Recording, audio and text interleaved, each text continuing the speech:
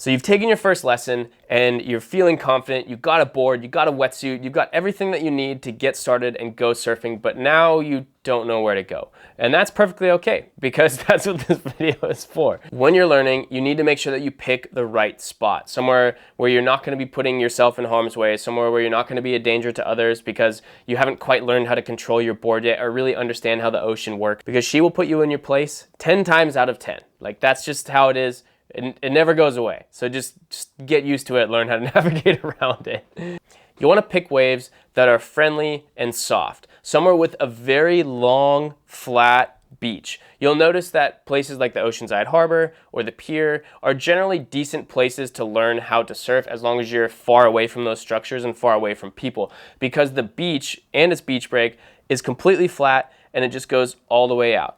Another great example is Doheny or San Onofre. Those are cobblestone bottoms, which we'll talk about later on in some of these lessons, but it's significantly less dangerous because they are so flat when they go out that the waves hold their shape and they don't get super powerful when they break because the wave is so flat. If you're going and surfing a beach break like in Newport, where the beach is very steep, you'll see that the shore break comes out of deep water and it's just much more powerful and much harder to catch, alongside with shorter rides and just more dangerous if you're learning how to surf. If you live in Southern California, a handful of really good options for you to go and learn how to surf. You can get away from crowds at these places also, just don't go sit next to everybody else, is somewhere like Doheny, San Onofre, the Oceanside Harbor, Huntington State Beach, anywhere north of 9th Street, Huntington Beach, Bolsa Chica, El Porto in LA is really good. Honestly, if you go to El Porto, just go way further south. The Pipes area in Encinitas, not Pipes itself, because honestly people there are really cranky and it's not really a wave for beginners.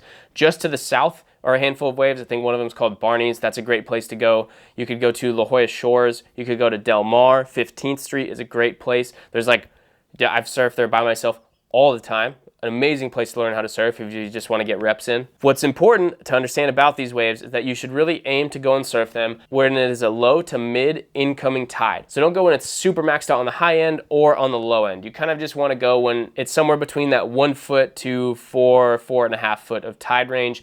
Any higher and it kind of just gets what we call swamped out. So it'll just kind of not really be breaking and just be unpredictable and bouncy. And then otherwise it'll be too drained out at low tide, where it's just like shore breaky and just kind of weird, like it's getting too affected by the bottom just because there's not enough water on it. One last quick note, if you're in NorCal, honestly, Pacifica, great place to go and learn how to surf. There's so many people that are learning there. It's really quite friendly. It could be literally like, I've seen it where Mavericks is like second reefing in 50 feet, and then you go to Pacifica and it's like 4.